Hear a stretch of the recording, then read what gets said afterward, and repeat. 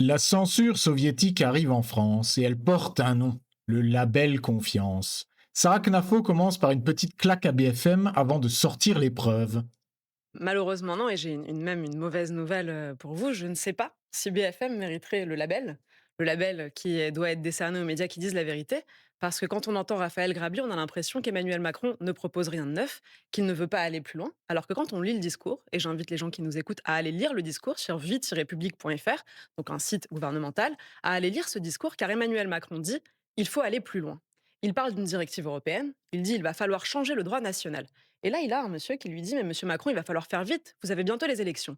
Emmanuel Macron lui répond: «Mais vous avez raison, il faut faire vite, mais je dois d'abord alerter l'opinion publique parce que sinon les Français ne seront pas d'accord. Il faut les préparer pour un changement de droit, donc pour aller plus loin que ce que vous dites, pour que ce label ne devienne non pas facultatif mais obligatoire, visant à imposer aux plateformes de mettre davantage en avant les contenus qui seraient labellisés». Donc l'objectif, c'est de dire à des plateformes: vous avez tel média qu'on a labellisé, une fois qu'il est labellisé, l'algorithme doit le pousser. Vous avez compris l'arnaque? Ce n'est pas pour la vérité.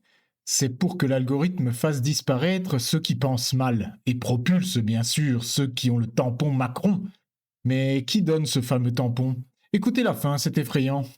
Donc, il faudrait que le gouvernement agrée une autorité qui soit habilitée à décerner ces labels, peut-être Reporters sans frontières, là vous avez raison, il se reposera sur quelque chose qui Non, existe, c'est des cabinets mais qui de indépendants. fait, mais qui de fait deviendrait ensuite obligatoire pour les plateformes. Bah, D'abord, ça n'est pas Reporters sans frontières, Mmh comme ça a et été dit aujourd'hui, qui donne c'est vrai que ce, là, ce label, j'ai hein. mis Ce un sont des élément, cabinets indépendants. en ouais. disant Mmh. peut-être. En tout cas, il faudra que Ouais. le gouvernement l'agrée. À mon sens, c'est totalement scandaleux.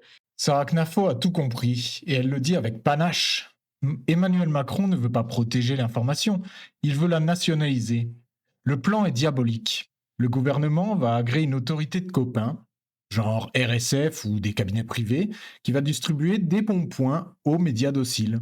Si tu as le label, comme BFM ou Libération, l'algorithme te met partout. Si tu es un média patriote ou indépendant et que tu n'as pas le label, tu disparais, tu deviens invisible. C'est la mort de la liberté d'expression sur Internet, déguisée en mesures techniques. Et le pire, c'est l'aveu de Macron qu'elle cite. Il doit préparer l'opinion, car il sait que les Français ne sont pas d'accord. Ils savent que c'est une saloperie, mais ils vont le faire quand même. Et vous voulez que l'État décide de ce que vous avez le droit de voir?